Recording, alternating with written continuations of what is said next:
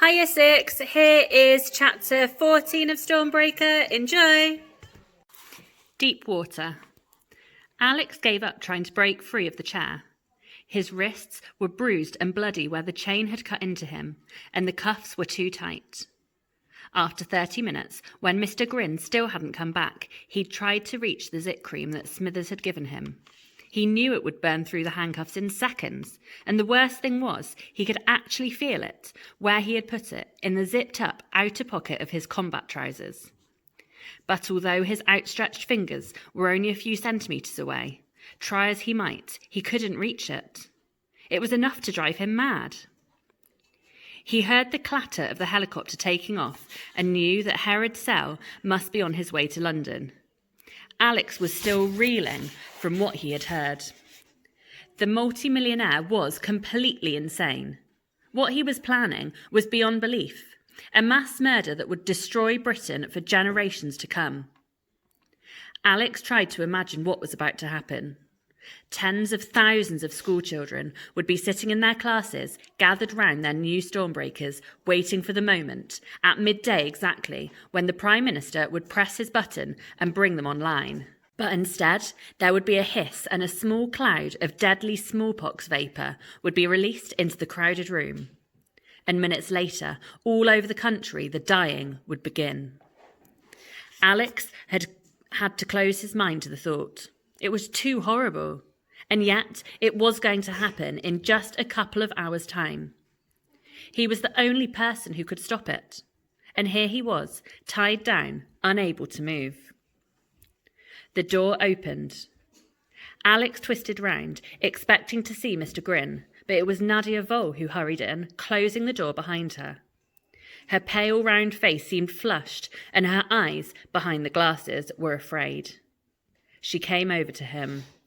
"Alex, what do you want?" Alex recoiled away from her as she leant over him. Then there was a click and, to his astonishment, his hands came free. She had unlocked the handcuffs. He stood up, wondering what was going on. "Alex, listen to me," Vole said. Her words were tumbling quickly and softly out of her yellow-painted lips. "We do not have much time. I am here to help you. I worked with your uncle, Herr Ian Ryder." Alex stared at her in surprise. "Yes, I am on the same side as you, but nobody told me. It was better for you not to know." "But—" Alex was confused. "I saw you with the submarine. You knew what Sale was doing." "There was nothing I could do. Not then. It's too hard to explain. We do not have time to argue. You want to stop him, no?" "I need to find a phone." "All the phones in the house are coded. You cannot use them, but I have my mobile in my office." "Then let's go." Alex was still suspicious. If Nadia Vole had known so much, why hadn't she tried to stop Sal before? On the other hand, she had released him, and Mr. Grin would be back any minute. He had no choice but to trust her. He followed her out of the room, round the corner and up a flight of stairs to a landing with a statue of a naked woman, some Greek goddess, in the corner. Vole paused for a moment, resting her hand against the statue's arm. "What is it?" Alex asked. "I feel dizzy. You go on. It's the first floor on the left." Alex went past her, along the landing. Out of the corner of his eye, he saw her press down on the statue's arm. The arm moved, a lever. By the time he knew he had been tricked, it was too late. He yelled out as the floor underneath him swung round on a hidden pivot. He tried to stop himself falling, but there was nothing he could do. He crashed onto his back and slid down, through the floor and into a black plastic tunnel which corkscrewed beneath him.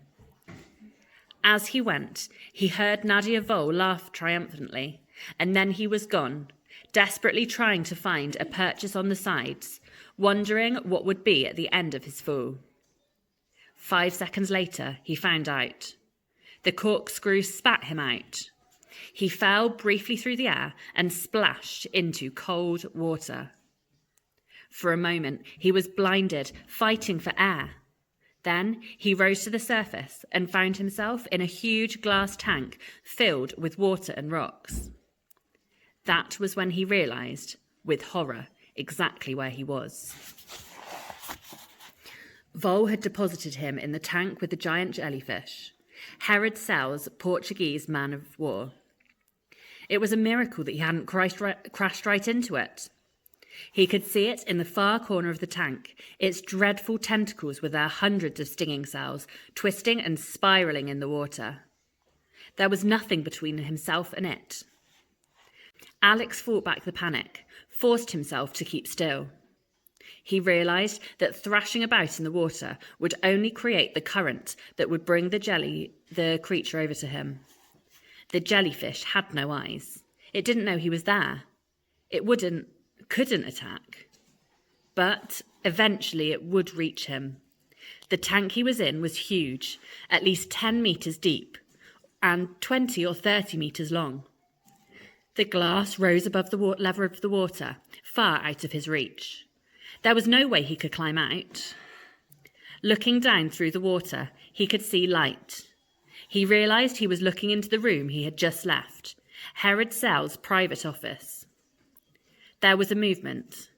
Everything was vague and distorted through the rippling water, and the door opened. 2 figures walked in. Alex could barely make them out, but he knew who they were, Fraulein Vol and Mr. Grin. They stood together in front of the tank. Vol was holding what looked like a mobile telephone in her hand. "I hope you can hear me, Alex." The German woman's voice ran out from a speaker somewhere above his head. "I am sure you will have seen by now that there is no way out of the tank. You can tread water. Maybe for 1 hour, maybe 2. Others have lasted longer. What is the record, Mr. Grin?" "Nah. 5.5 hours, yes. But soon you will get tired, Alex. You will drown. Or perhaps it will be fast and you will drift into the embrace of our friend. You see him, no? It is not an embrace to be desired. It will kill you. The pain, I think, will be beyond the imagination of a child. It is a pity, Alex Ryder, that MI6 chose to send you here. They will not be seeing you again." The voice clicked off. Alex kicked in the water, keeping his head above the surface, his eyes fixed on the jellyfish. There was another blurred movement on the other side of the glass. Mr. Grin had left the room, but Vol had stayed behind. She wanted to watch him die. Alex looked up. The tank was lit from above by a series of neon strips, but they were too high to reach.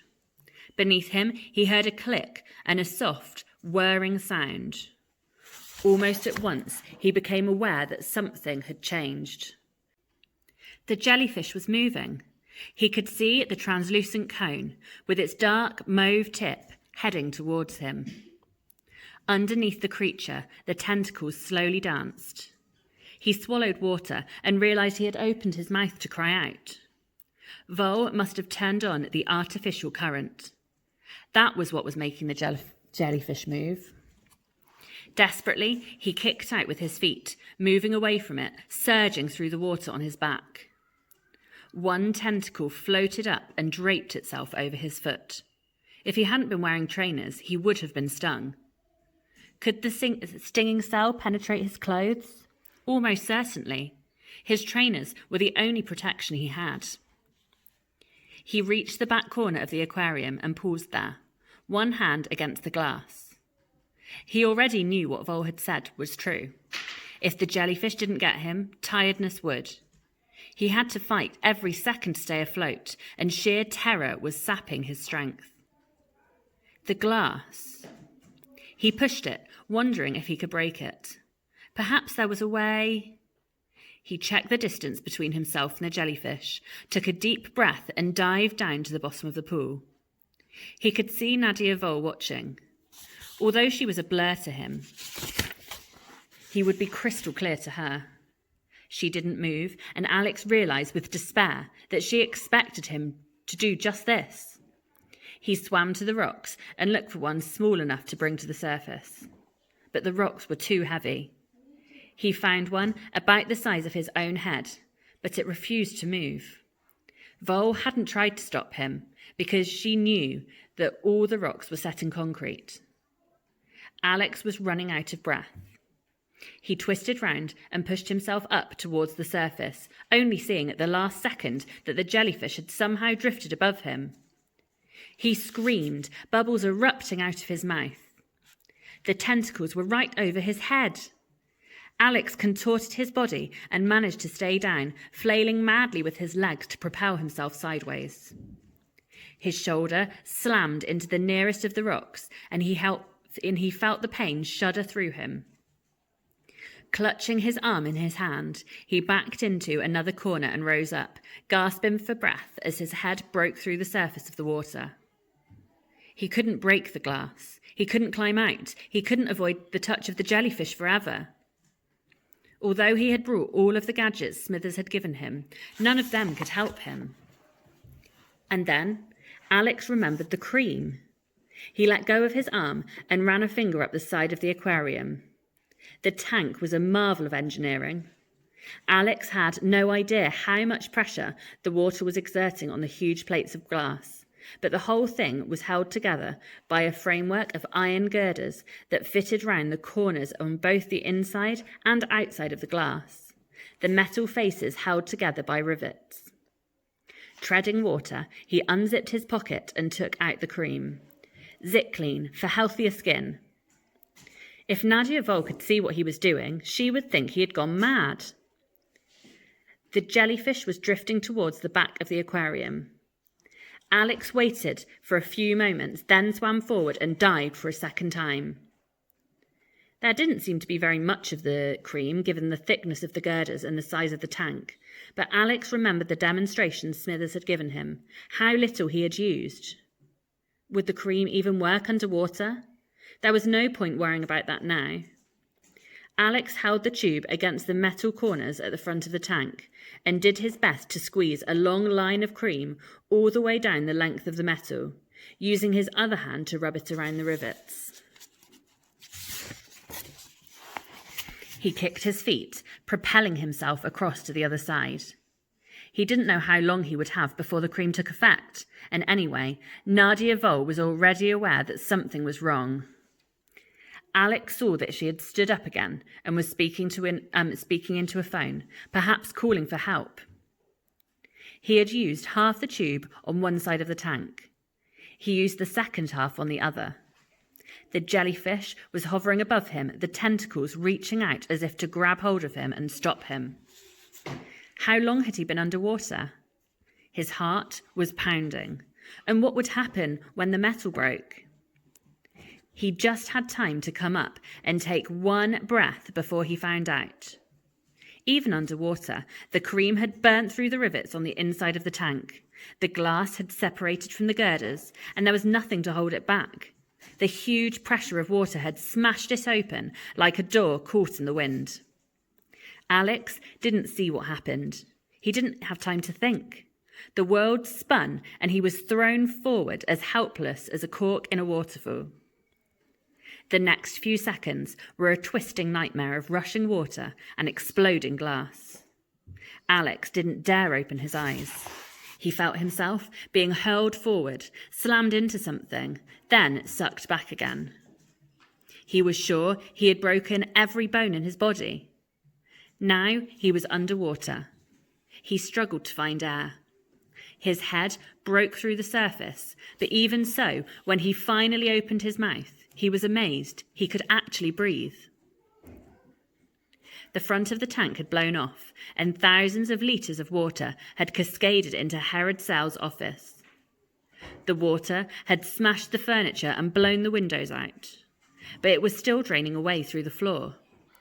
Bruised and dazed, Alex stood up, water curling round his ankles. Where was the jellyfish? He had been lucky that the two of them hadn't become tangled up in the sudden eruption of water, but it could still be close. There might still be enough water in Sell's office to allow it to reach him. Alex backed into a corner of the room, his whole body taut. Then he saw it.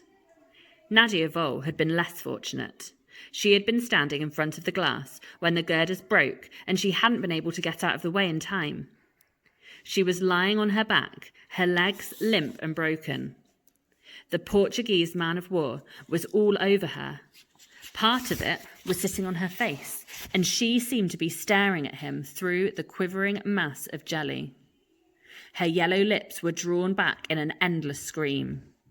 The tentacles were wrapped all around her, hundreds of stinging cells clinging to her arms and legs and chest.